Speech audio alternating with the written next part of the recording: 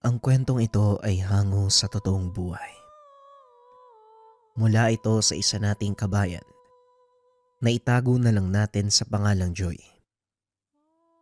Taong 1980, Cebu. 17 taong gulang si Joy nang maulila sa mga magulang. Parehong nag-ibang bansa sa pangarap na makaluwag sa kahirapan ng buhay. Tubong Bacolod. Pero dahil kinakailangan ng gagabay ay napilitang dumayo sa Cebu upang manirahan sa poder ng tiyuhin niya. Ayaw niyang magpunta sa lugar dahil sa ideyang babae siya at lalaki ang magsisilbing tagapangalaga. Natatakot na baka pagsamantalahan dahil nauso sa panahong iyon ang krimen ng panggagahasa. Subalit wala ng pagpipilian. Hinatid siya ng ama sa bahay ng tiyuhin. Hindi makapaniwala nang makaharap ito. Tay, sigurado ka po bang iiwanan mo ko sa isang adik?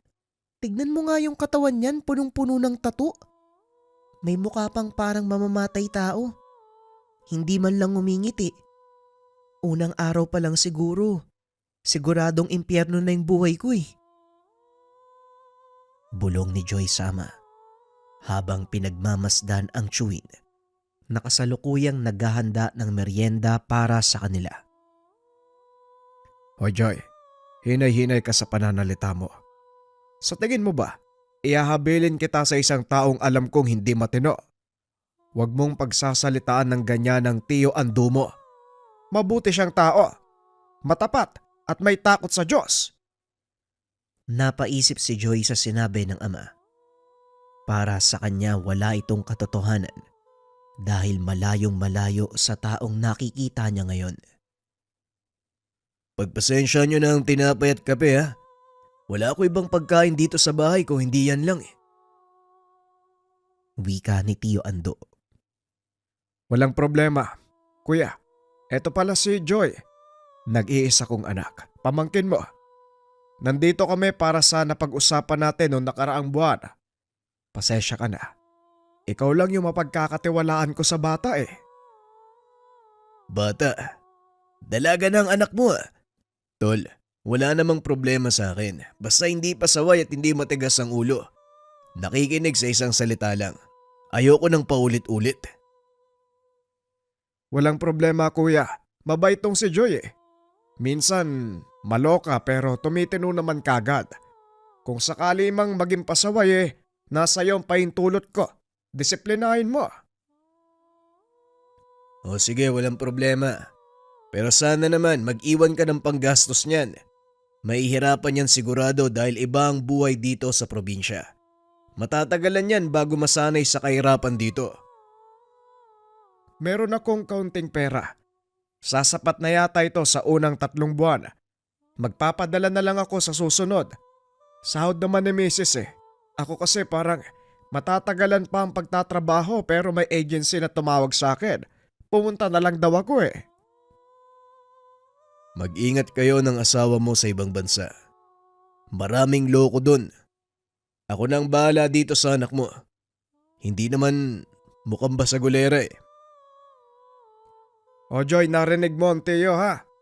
Wag na wag kang magiging pasaway kung ayaw mong makatikim ng malupit na pagdidisiplina mula sa kanya. Nakakatakot na nga siya, tay. Tapos tatakutin mo pa ako.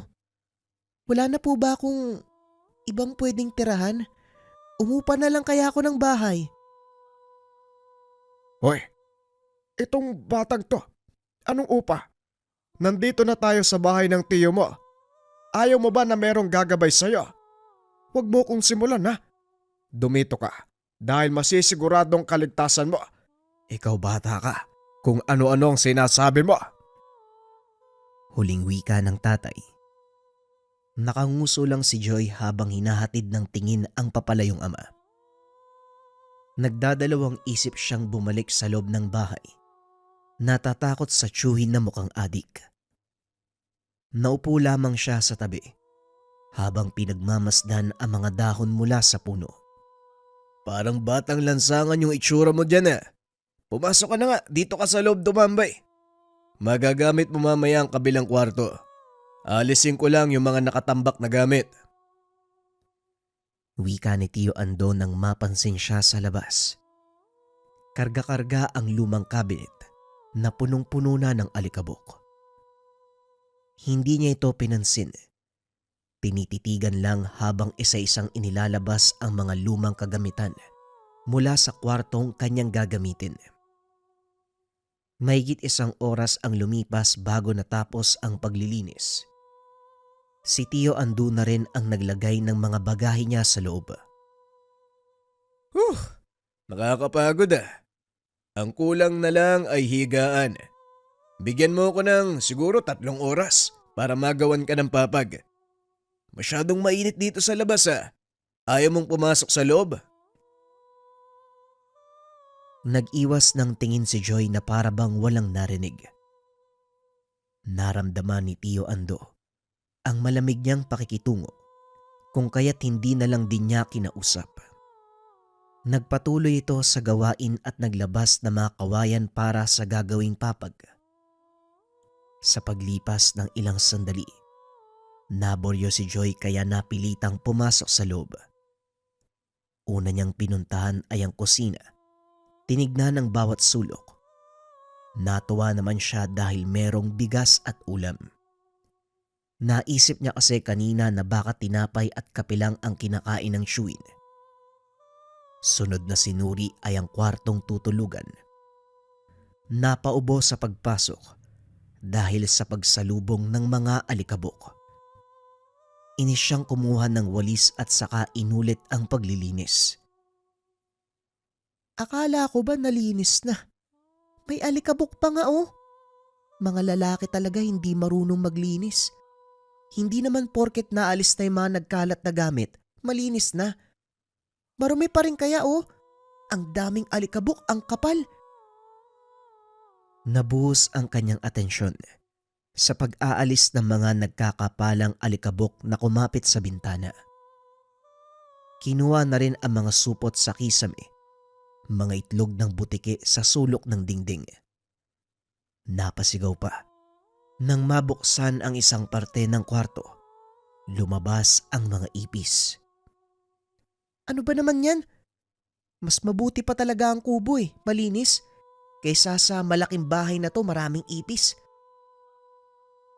Sa lakas ng kanyang boses, nagtatakang pumasok si Tio Ando para malaman kung ano ang nangyari. Oh, anong nangyari sa'yo? Ayos ka lang ba? Hindi po ba uso yung kumatok muna bago pumasok? Paalala lang po kwarto ko na to Kaya sana kumatok po muna kayo o magsabi kayo bago pumasok. Pasensya na. Nasanay lang akong walang kasama sa bahay na to, kaya hindi uso sa akin ang kumatok. Hayaan mo, sasanayin ko ang sarili ko na may ibang taong kasama. Tumabi ka nga dyan. Alisin ko yung mga lumang lalagyan. Tumabi si Joy. Hinayaan ang Chewy na ilabas ang mga naglalakiang gamit. 3 lalagyan ang meron sa kwarto. Habang inilalabas na ang isa, tinignan niya ang laman ng iba. Ang pangalawa ay puro lumang damit. Pagdating sa pangatlo ay napakunot ang kanyang noo. Ang laman ay mga libro. May mga nakasulat na Latin at mga simbolo na hindi niya alam kung ano ang kahulugan. Napukaw ang kanyang atensyon kung kaya't kumuha ng isa at pinagmasdan ng tingin ang bawat pahina. Sumasakit ang ulo niya dahil walang maintindihan. Pero patuloy pa ring tinitignan. Natigil lang siya nang kunin ito ng tiyo. Ano ba yan? Nagbabasa pa Hindi na nga kayo marunong kumatok. Basta-basta pang nangunguha ng mga bagay kahit hawak ng tao. Nagbabasa. Sigurado ka bang may naiintindihan ka sa mga nakasulat? 1 taon ang ginugol ko sa pag-aaral bago nabasa ang mga libro na to. At isa ba, hindi basta-basta mababasa ng pangkaraniwang tao yan. Hindi mababasa ng pangkaraniwang tao. Kayo nga po nababasa nyo Ibig sabihin hindi kayo ordinaryo. Ano po ba kayo? Tinitigan lamang siya ng tiyuhin at umalis sa lugar. Napairap na lang ang dalaga dahil sa pakikitungo nito sa kanya. Hindi nga maitatanggi. Magkaiba nga kayo ng ugali ni tatay. Kung sa bagay, magkapatid lang kayo sa ina eh. Kung mabait ka lang sana at maayos makipag-usap, magkakasundo tayo eh. Tinapos na lamang ni Joy ang paglilinis. Ilang sandali pa ay ipinasok na ni Tio Ando ang bagong gawang papag. Inayusan na rin niya para maigaan. Buong maghapong nagkulong sa kwarto ang dalaga. Ilang beses na kumatok ang tiyuhin para sa merienda, subalit hindi niya pinagbuksan. Nagkunwaring natutulog ang dalaga. Maayos namang nakasarado ang pintuan kaya hindi ito mabubuksan. Pagsapit naman ng hapunan, muli siyang kinatok ng tiyuhin ngunit hindi niya pinansin. Ay nako, kung alam ko lang na ganito katigas yung ugali ng batang to, sana hindi na ako pumayag eh. Binigyan pa ako ng iisipin ng kapatid ko ah. Wika ni Tio Ando. Matapos mapagod sa kakatawag sa pamangkin. Nag-aalala siya dahil 10:00 ng umaga pa ito sa loob ng kwarto. Pasado 8:00 na ng gabi hindi pa rin lumalabas. Inisip na lamang niya na mahimbing ang tulog nito. Mahaba ang biyahe kung kaya't posibleng nagpapahinga. Inasikaso na lang ang iba pang gawain sa bahay. Ilang sandali pa, naging abala sa pagharap sa panauwing dumating ng 10 oras. Kung nandito ka para bigyan ako ng dala mo, hindi ko matatanggap yan. Hindi ako baliw para tumikim ng ipinagbabawal na gamot. Ito naman si paring Ando. Kung makapagsabi parang pinipilit ka. Hindi naman yun ang pakay ko. Yung amo ko, dun sa negosyo ng ilegal na gawain. Naghahanap ng taong pwedeng mapagkatiwalaan. Wala ako ibang maisip kung hindi ikaw lang eh. Kunin mo na, malaki ang ibabayad niya. Kahit gaano pa kalaki ang ibayad niya, wala akong pakialam. Mas mabuti pang umalis ka na bago pa ako mainis sa'yo. Huwag mo kong idadamay sa ilegal niyong gawain. Hindi ka naman dun sa illegal papasok eh. Siguradong magugustuhan mo ipapagawa ni Bossing, dun ka mahilig eh. Kamakailan kasi, ginagambala yung pamilya niya. Yung sanggol, yun yung tinitira eh. Wala siyang mahanap na pwedeng magbantay. Mapili kasi si Bossing. Gusto niya yung taong kayang makipagbakbakan. Yung kayang makipagsabayan sa mga nilalang. Alam kong ikaw yun. Tanggapin mo na. Madali lang naman yung trabaho para sa'yo eh. Paano ko naman masisiguro na aswang nga ang pinapatrabaho ng bossing mo? Baka mamaya, pain nyo lang yan. Tapos pagdating ko doon, sangkot na ako sa bisyo mo. Ikaw ang unang malilintikan sa akin. Ay naku, totoo nga. Alam mo naman na hindi ko magagawang magsinungaling pagdating sa'yo eh. Ano, payag ka? Sasabihan ko kagad si bossing. Sa susunod na lang siguro kapag nakauwi na ang kapatid ko. Hindi ako pwedeng palaging wala sa tahanan. May pabangkin akong dapat alagaan. Humanap ka na lang ng iba. Hindi ko magagawa yan. Pamangkin? Nasaan? Babae ba? Baka pwede ko makilala. Mabuti naman akong tao eh. Mas mabuti siguro. Umalis ka na. Nakikita mo tong hawak kong itak? Ipapalo ko sa ito. Ito naman, nagbibiro lang eh. Sige na, alis na ako. Basta pag-isipan mo yung alok ko ha. Babalik ako sa susunod na araw. Umiling na lamang si Tio Ando habang hinahatid ng tingin ang palis na kaibigan. Sinarado niya ang pintuan. Kaso nga lang nagulat siya nang tumalikod. Bumungad ang masamang tingin ng pamangkin habang nakaturo sa paketeng nagkalat sa inupuan ni Nelson kanina. Kagad niya itong kinuha at nagmamadaling itinapon. Adik! Mabuti na lang talaga. Hindi kayo magkasabay na lumaki ni Tatay Remy. Ipinagtanggol ka pa ni Tatay na isa ka mabuting tao. Tapat ka daw eh. Pero may mabuting tao ba na adik? Napabuntong hininga si Tio Ando habang tumititig sa pamangkin. Hindi niya gusto ang paraan ng pananalita nito. Pero hindi naman nagawang magalit dahil wala itong alam sa kanyang buhay. Siguro gutom ka na. 2 kain yung pinalipas mo eh. Pumunta ka sa kusina, may nakahandang pagkain dyan. Alisin mo na lang yung takip. Pagtiyagaan mo na kung anong meron sa lamesa. Hindi po ako gutom. Gusto ko lumabas para magpahangin. Wika ni Joy at tumambay sa labas. Hinayaan na lang din siya ng tiyuhin. Habang nagpapahangin, hindi niya maiwasang mag-isip na layasan si Tio Ando. Masama na ang kutob niya nung una. Nadagdagan pa ng makita ang mga pakete ng ipinagbabawal na gamot. Si Tatay Remy kasi, yung gusto niya yung palaging nasusunod, ayan tuloy nalagay ako sa alanganin. Paano kung nawala sa katinuan yung kapatid niya? Eh di patay na ako. Ako naman gusto ko nang umuwi. Tay, kunin mo na ako dito. Wika ng dalaga sa sarili. Hindi niya namalayang naririnig siya ng tiyuhin. Hindi nito inasahan na ganun na lamang kung pag-isipan. Natigil si Joy nang mapalingon at makita siya. Gabi na. Pumasok ka na sa kwarto. Doon mo ipagpatuloy yung hinanaing mo sa buhay. Delikado sa labas kapag ganitong oras. Wika ni Tio Ando. Pinalipas muna ni Joy ang ilang minuto. Sa puntong ito nababahala na siya sa presensya ng tiyuhin. Hindi naman niya masisisi ang sarili kung bakit ganun ang naisip dahil na rin sa kanyang nakikita. Pagkatapos kumain, naisipan niyang alamin ang ginagawa ni Tio Ando. Pumasok ito sa kwarto na malapit sa kusina. Sakto namang may maliit na butas ang bubong. Dahil marupok na ang dingding na gawa sa kahoy, sinilip niya ang loob at nagtaka sa nakita. Marami siyang nakikitang nakasinding kandila. Naroon din ang lalagyan na naglalaman ng mga librong may nakasulat na mahirap intindihin. Nakaluhod sa altarang tiyuhin. Nagdarasal kahit walang kaharap na santo.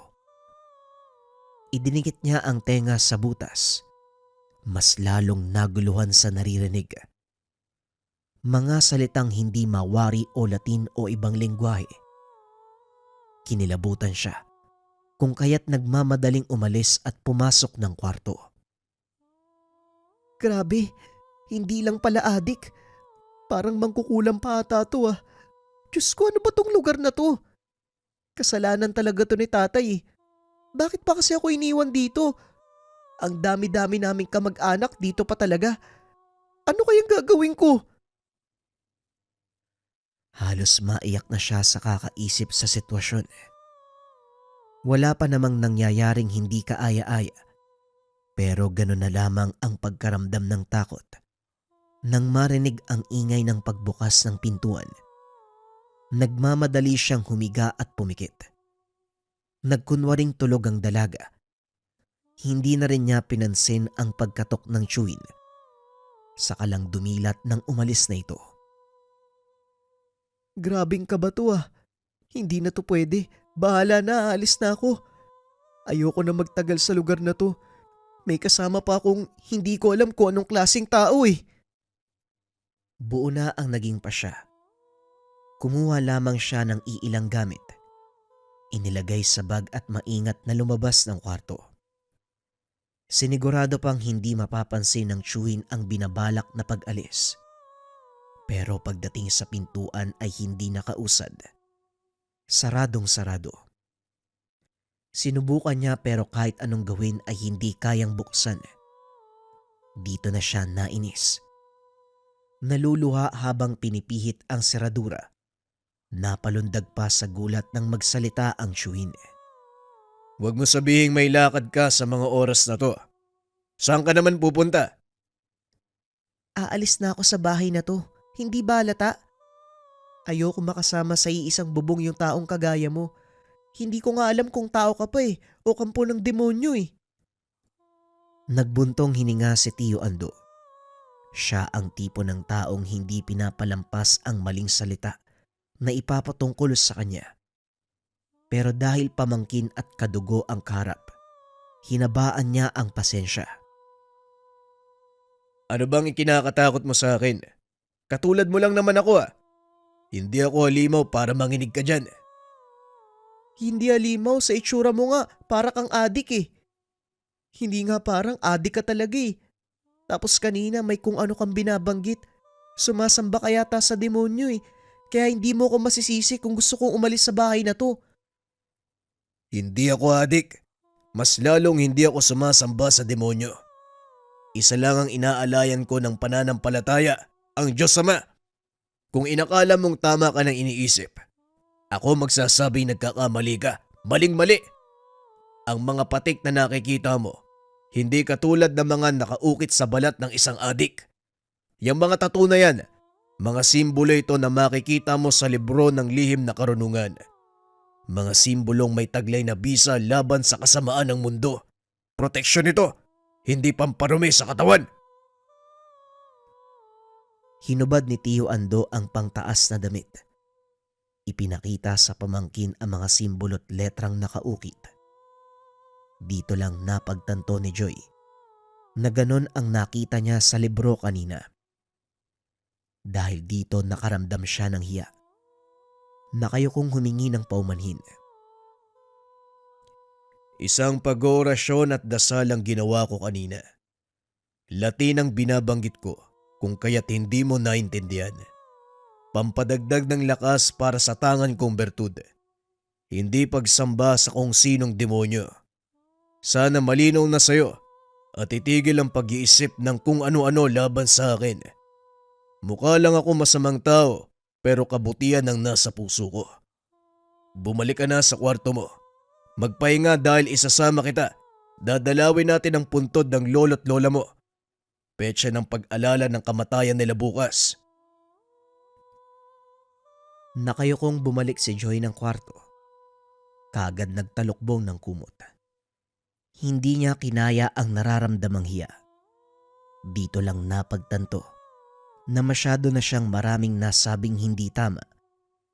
Hanggang sa sumapit ang kinabukasan, nag-aalangan siyang lumabas dahil nilalamon pa rin ang kahihiyan. Pasilip-silip lamang sa sala kung saan nag-iintay si Tio Ando. Saka lang napilitang lumabas nang mapansin siya nito. Napahaba yata ang tulog mo at ngayon ka lang nagising. Kumain ka na. May nakahanda na sa mesa. Pagkatapos ay maligo ka. Sa labas na lamang kita iintayin. Huwag ka rin magmadali ha. Nasa unahan lang naman ang sementeryo.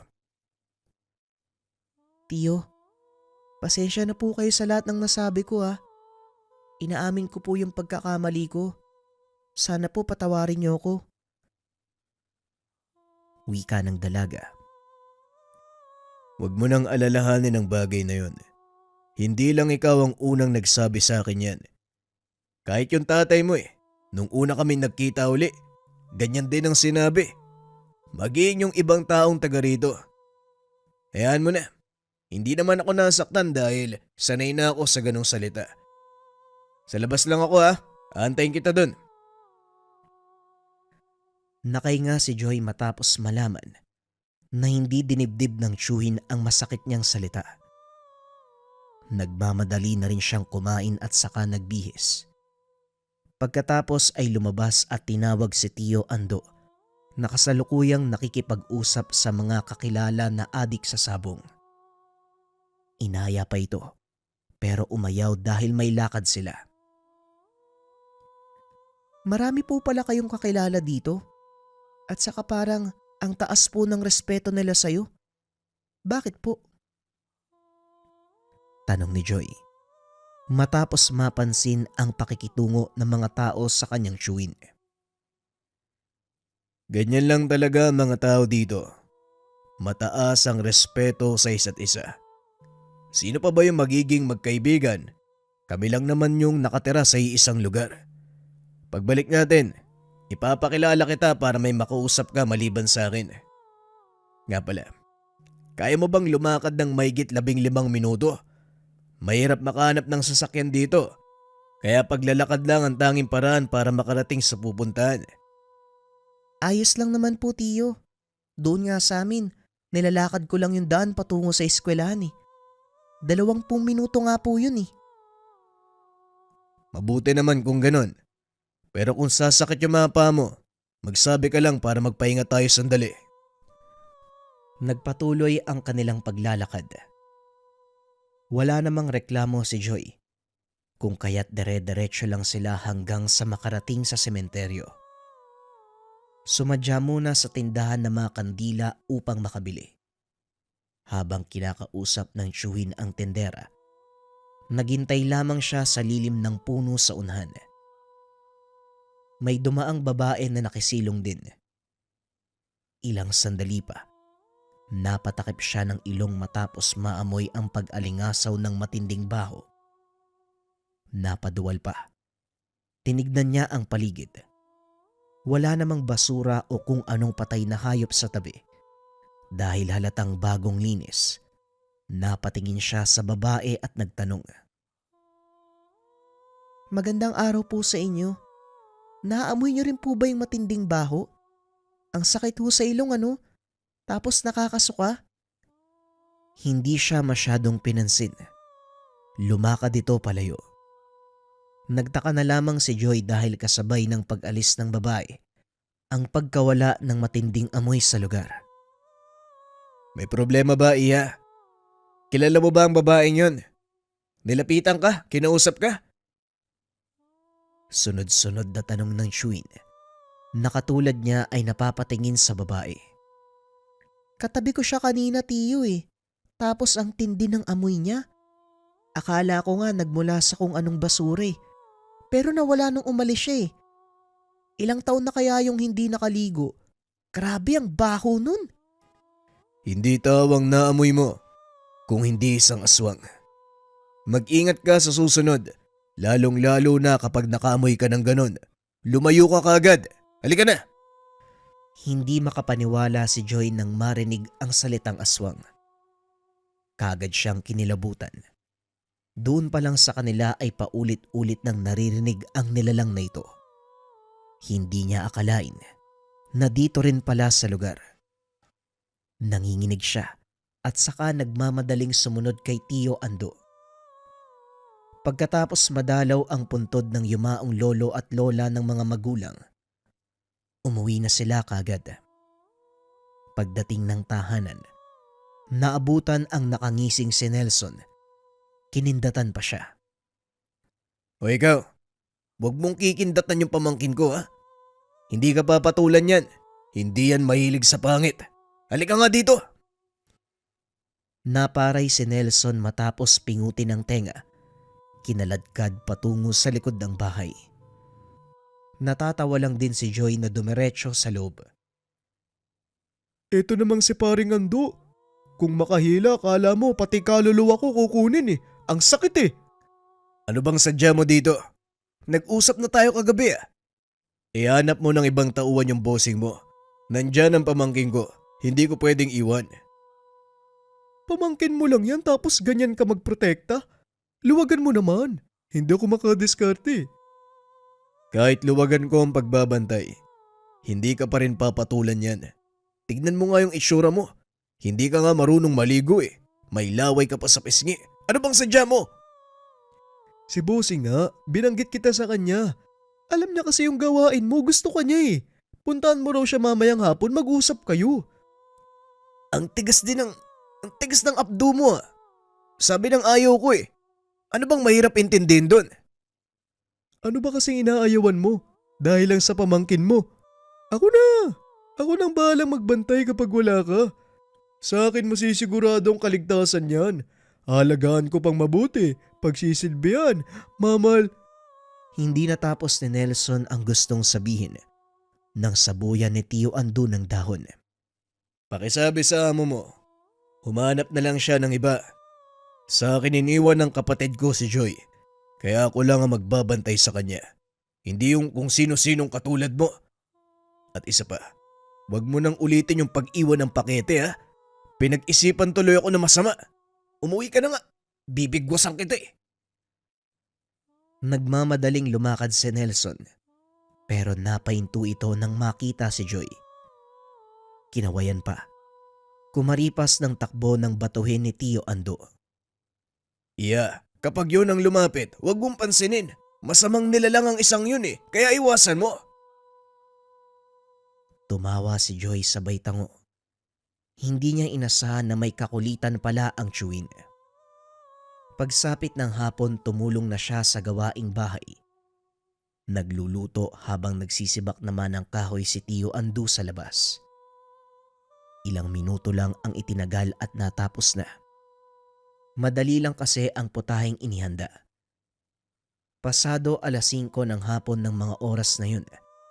Unti-unti nang sinakop ng dilim ang paligid, kaya mangilan-ngilan na lamang ang tao. Habang hinahakot ng tiyuhin ang sinabak na kahoy patungo sa likod ng bahay, tumambay muna siya sa bakuran. Inaliw ang sarili sa patingin-tingin. Makalipas ang ilang sandali, nakita niya ang isang pamilyar na tao. Kaagad niyang naalala dahil ito ang babaeng nakasalamuha sa sementeryo. Kinilabutan siya nang maalala ang sinabi ni Tio Ando. Nagmamadaling tumayo sabay takbo papalapit sa Chewin. O bakit? May humahabol ba sa'yo, Iya? Para kang nakakita ng kung ano ah.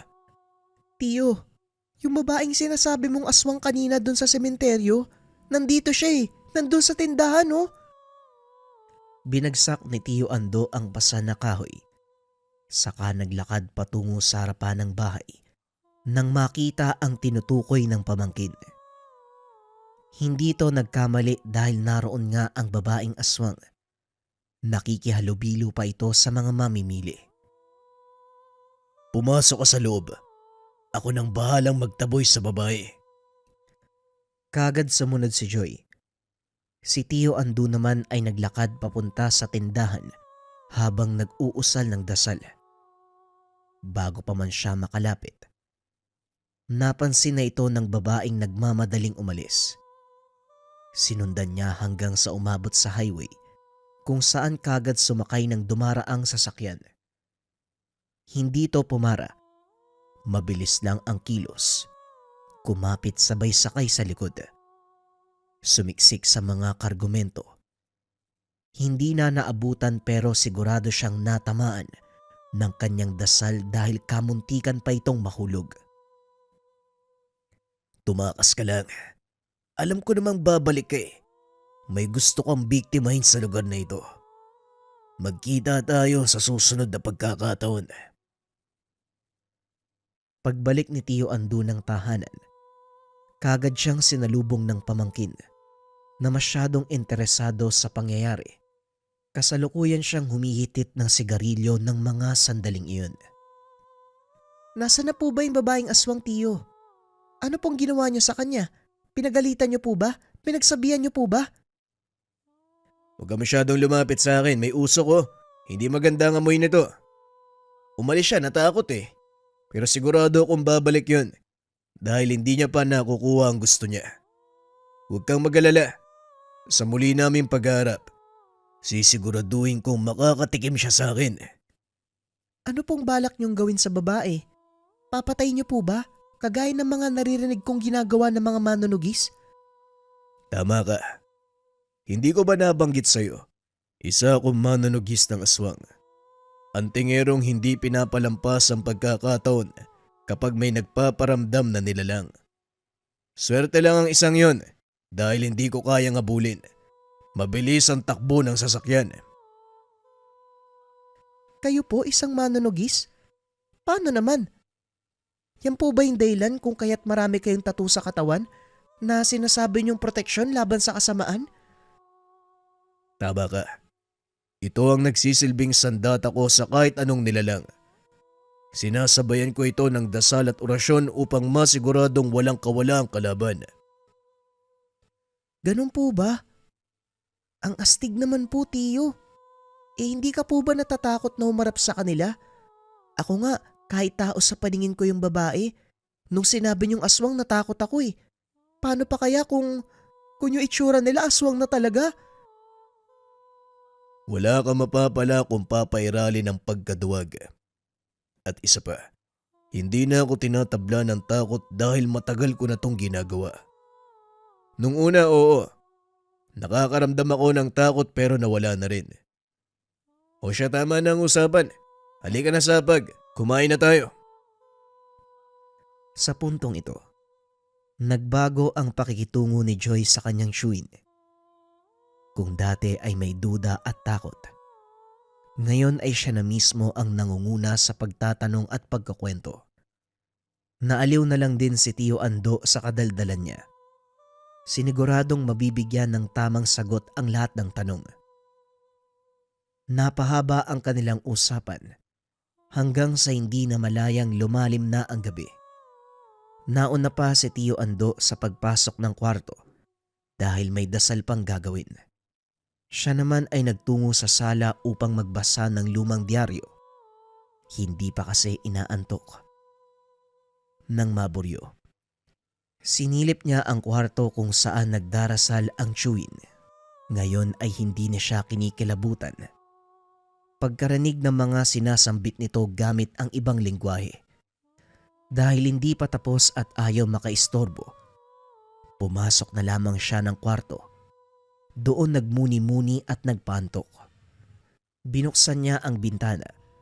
Tumitig sa kalangitang puno ng nakikislapang mga bituin. Napapayakap na lang siya sa sarili dahil sa paggampas ng malamig na hangin. Pasado 9:00 ng mga sandaling ito. Bihira na lang makakita ng naglalakad sa labas. Sa tambayan malapit sa kanila ay wala na ring tao. Habang pinagmamasdan ang paligid, napatingin na lamang siya sa unahan nang makita ang isang lalaking pabalik-balik ng daan. Nag-iba na ang pakiramdam niya dahil sa kahina-hinalang kilos ng estranghero. Nang dumaan pa uli ito, dito niya naisip na tawagin ang Chewin at sabihin ito. Kinilabutan na rin siya sa biglaang pag-iba ng ihip ng hangin. Parang may masamang banta ng panganib. Halos mabunggo pa niya si Tio Ando sa pagmamadali. Oh, anong nangyarit nagmamadali ka? Tio, parang may kahina-hinalang lalaki sa labas eh. Nandun siya sa daan oh. Kanina pa pabalik-balik eh. O sige, titignan ko. Dito ka lang ha, huwag kang lalabas. Lumabas si Tio Ando upang malaman kung sino ang tinutukoy ng pamangkin. Sa katunayan, nararamdaman niya ang tangan kung kaya't alam niya na merong panganib sa lugar. Nagiinit ang kanyang katawan sa tuwing may napapansing nilalang. Buwat sa hindi kalayuan, nakita niya ang lalaking umaaligid sa bahay ni Mang Tomas, ang matalik na kaibigan ng yumaong ama na merong apong nagbubuntis. Hindi siya nag-atubiling lumapit. Nag-usal ng orasyon para hindi mapansin ang kanyang presensya. Nang makalapit na sa lalaki, kumpirmado na isa itong aswang. Ilang sandali pa ay nagpalit ng anyo. Pumwesto sa silong ng tahanan upang mangbiktima. Mabuti na lang ay napigilan ni Tio Ando. Mariing hinawakan sa leeg, sabay kaladkad patungo sa malayo kung saan wala masyadong tahanan. Hindi mo yata alam na may antingero din dito. Sa loob ng mahabang panahong pananahimik ng lugar, matapos ang nangyaring sagupaan namin ng aswang noon, ngayon palang naulit ah. At mukhang ikaw ang una sa bago kong listahan. Ang lakas ng lobong pumunta dito ah. Sasalakay ka talaga sa lugar ko. Mas lalong hinigpitan ni Tio Ando ang pagsakal sa nilalang. Hahawak sana ito sa kanyang braso upang manlaban. Pero hindi magawang humawak dahil sa mga tattoo na simbolo. Mapapaso ang anumang uri ng nilalang kapag dumampi ang kanilang balat sa simbolo. Dudurugin kita ngayon. Siguro, Marami ka nang nabiktima sa ibang lugar. Malas mo lang dahil napadpad ka dito. Payo ko lang, kung babalakin mong mangbiktima, dapat inaalam mo kung meron kang makakalaban sa isang lugar eh. Kaso nga lang wala nang susunod pa. Papatay na kita! Umangil ang aswang habang nagpupumiglas. Hindi nito magawang makawala dahil sa maigpit na pagkakasakal. Ilang sandali pa naglupasay na ito. Ininda ang leeg na nagkanda bali-bali na ang mga buto. Inilabas ni Tio Ando ang balisong mula sa pagkakasabit sa kanyang tagiliran. Pagkatapos itinukod ang tuhod sa tiyan ng aswang. Hinawakan niya rin ito sa ulo upang matitigan sa mga mata. Kaso nga lang, umiiwas ang nilalang. Bakit hindi ka makatingin? Nasisilaw ka ba sa akin? Tama lang yan sa'yo. Ano, may huling salita ka ba bago kita putulan ng hininga? Pinalipas niya ang ilang sandali.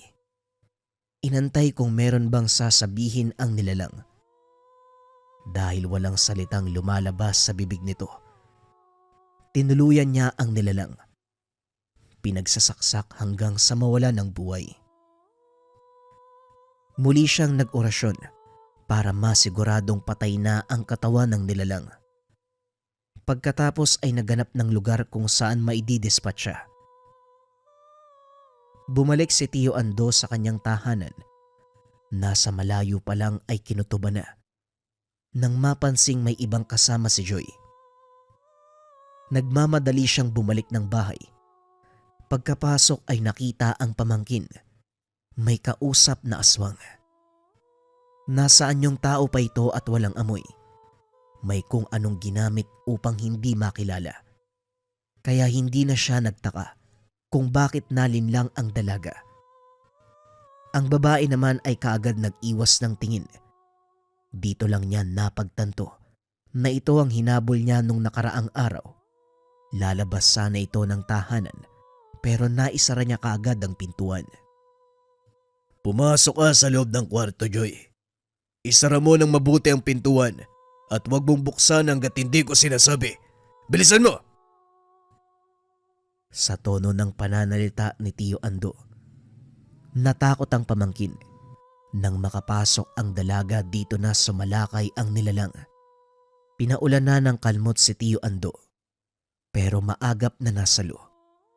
Nginudngud niya ang mukha nito sa dingding upang hindi makaangil. Talagang magkasabot kayo ng lalaking tinugis ko kanina, no? Ang galing nyo ah. Talagang nakaisip kayo ng paraan.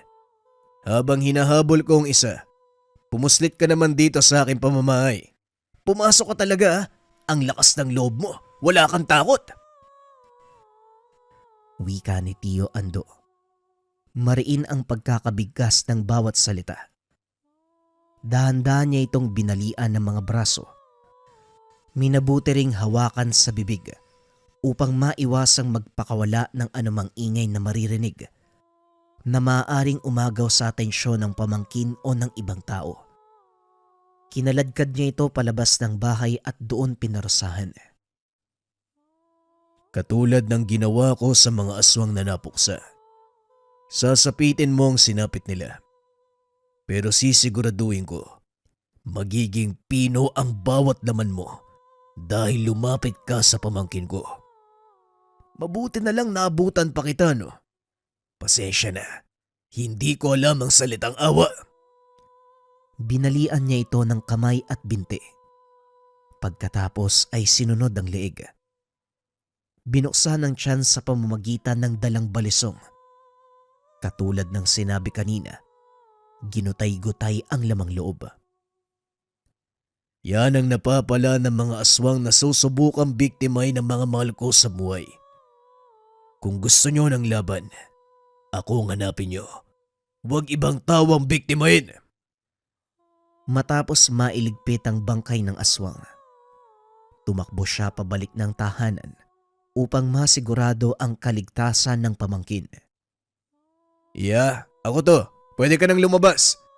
Pasensya ka na kung nasigawan kita kanina. Hindi normal na tao ang kausap mo. Tiyo, yung babae kasi kaboses ng nanay ko eh. Tapos nung tignan ko, si nanay yung nakikita ko. Ano po ba talagang nangyayari?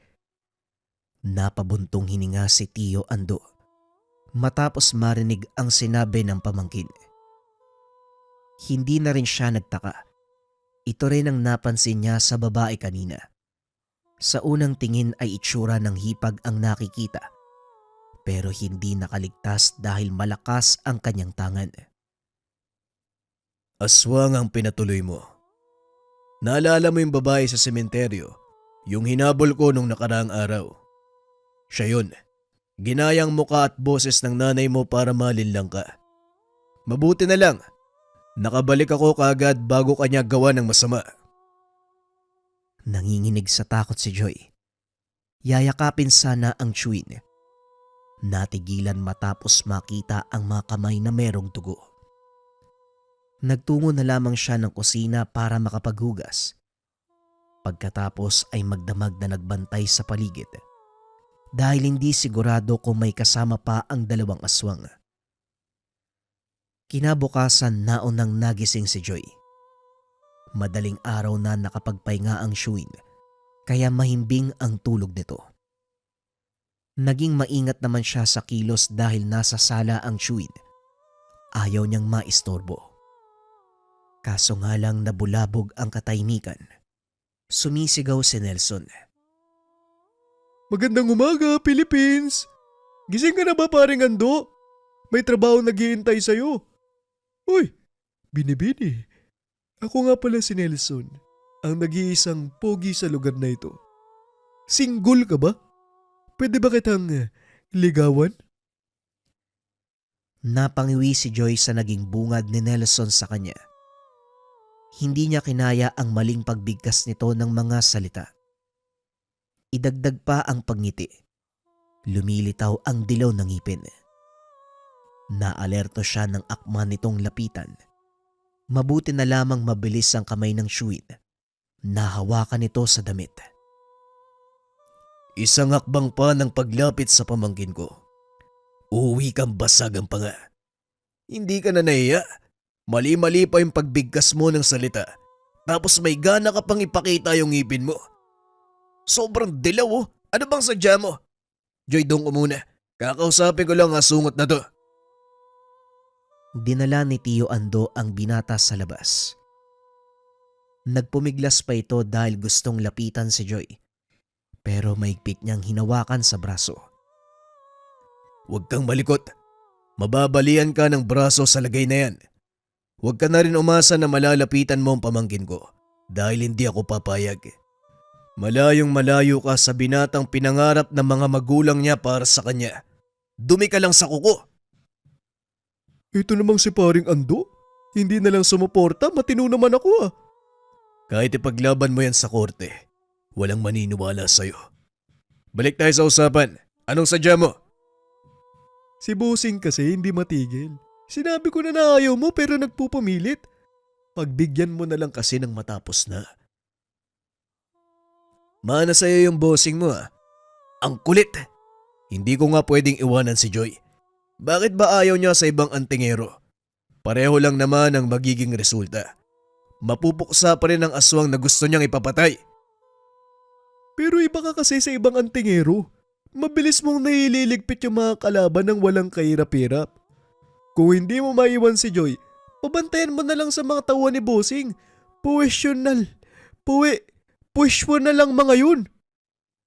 Anong puwesyonal? Profesional. Saan ba kasi yun? Doon banda sa South.